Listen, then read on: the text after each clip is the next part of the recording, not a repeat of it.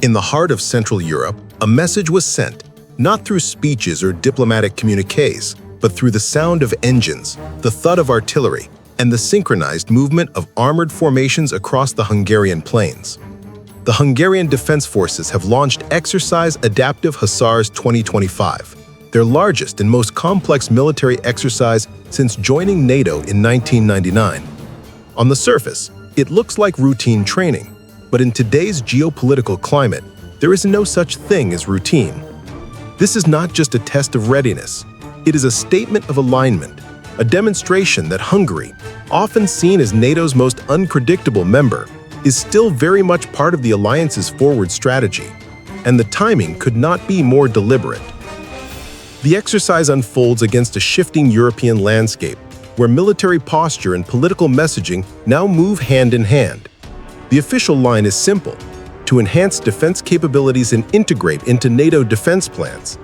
But behind that statement lies a deeper subtext, a recalibration of deterrence on NATO's southeastern flank, where history, geography, and politics collide. Adaptive Hussars 2025 brings together the full spectrum of the Hungarian Defense Forces' modern arsenal, from armored units and artillery to advanced communication and logistics networks. It is not merely a showcase of hardware, it is a live rehearsal of interoperability, the ability to fight and sustain alongside NATO allies under a unified command structure.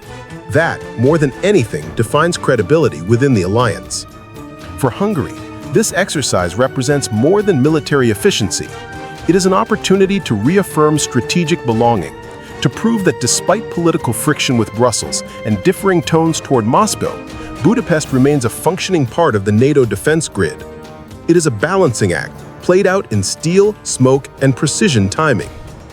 The scenario used for Adaptive Hussars 2025 is described as a simulated but realistic threat from the east. No names are given, and none need to be. In the language of deterrence, omission is intentional. By leaving the adversary unnamed, Hungary and NATO keep the exercise in the realm of defense, not provocation, while still allowing the signal to resonate where it is meant to. It is this ambiguity that defines modern European security posture. Every maneuver, every live-fire event carries a dual purpose: to refine tactics on one hand and to communicate readiness on the other. The message is not, "We are preparing for war," but "We are prepared if peace fails." Alongside Hungarian forces, units from Italy, Croatia, and Turkey joined the exercise, forming a coalition of NATO's southern and central members. The collaboration is no coincidence. Each of these nations sits on a critical axis of the alliance's extended perimeter, where deterrence is not a concept, but a daily calculation. For Hungary, working shoulder to shoulder with its NATO partners in a multi-domain environment marks a visible shift from political ambivalence to operational participation. The Hungarian government has long pursued an independent foreign policy, often questioning sanctions, energy dependence, and the pace of rearmament in Europe. Yet exercises like Adaptive Hussars 2025 quietly reaffirm where their country's military commitments still lie. On the battlefield, or even in rehearsal for one, political nuance disappears. Interoperability is either achieved or it isn't. There is no middle ground. At the core of this demonstration lies a strategic paradox. Hungary maintains one of NATO's most complex diplomatic relationships, balancing its economic ties eastward with its defense obligations westward. Yet it is precisely this duality that makes this exercise so important. To allies, it says, Hungary is still integrated, still operational. To observers elsewhere, it says, Hungary can move quickly if regional stability is threatened. For the Hungarian Defense Forces, this is also a test of modernization. Over the past decade, Budapest has invested heavily in updating its defense infrastructure, acquiring new armored vehicles, upgrading artillery systems, and digitizing command and control networks. Adaptive Hussars 2025 is where those upgrades meet reality, where procurement becomes performance. Each movement on the training field reflects years of restructuring designed to align Hungarian forces with NATO's evolving combat doctrines. Footage from the exercise reveals kinetic live-fire sequences, armored columns maneuvering through open terrain, support vehicles coordinating refuels under simulated contact, and air-ground integration that mirrors real-world battle rhythm. The choreography of modern warfare is no longer about brute force. It is about coordination, timing, synchronization, and command agility. These drills transform theory into muscle memory. Observers in defense circles interpret events like this not simply as training, but as calibration of the alliance's eastern tempo. The Baltic and Black Sea regions have long defined NATO's frontline readiness, but Central Europe, especially Hungary's position along the Carpathian Basin, forms the connective tissue that allows rapid movement between theaters. Adaptive Hussars, therefore, is not isolated. It is embedded in the broader logic of NATO's collective posture, a reminder that deterrence in Europe is a chain, and a chain is only as strong as its weakest link. In military tradition, anniversaries often become opportunities for renewal.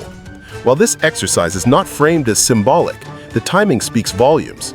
More than 2 decades after joining NATO, Hungary is visibly demonstrating a commitment that many analysts once questioned. For the alliance, it provides reassurance that the chain remains intact.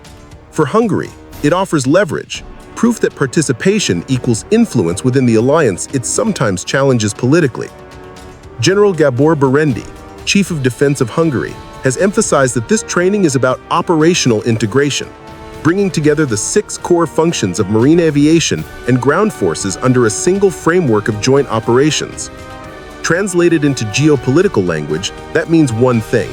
Hungary is making sure it cannot be excluded from the defense conversation, regardless of its political tone.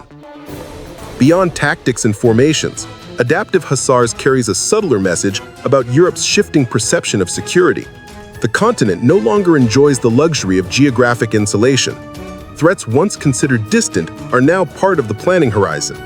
Every exercise of this scale functions as both rehearsal and deterrent, an act of preparation and an act of communication.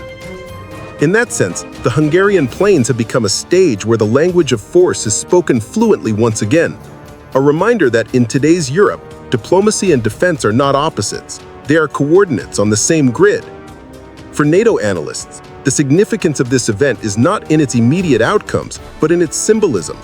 Hungary's participation, scale, and coordination represent a subtle yet notable shift in European military cohesion. In a time when unity within the alliance is often questioned, steel and smoke can speak louder than speeches.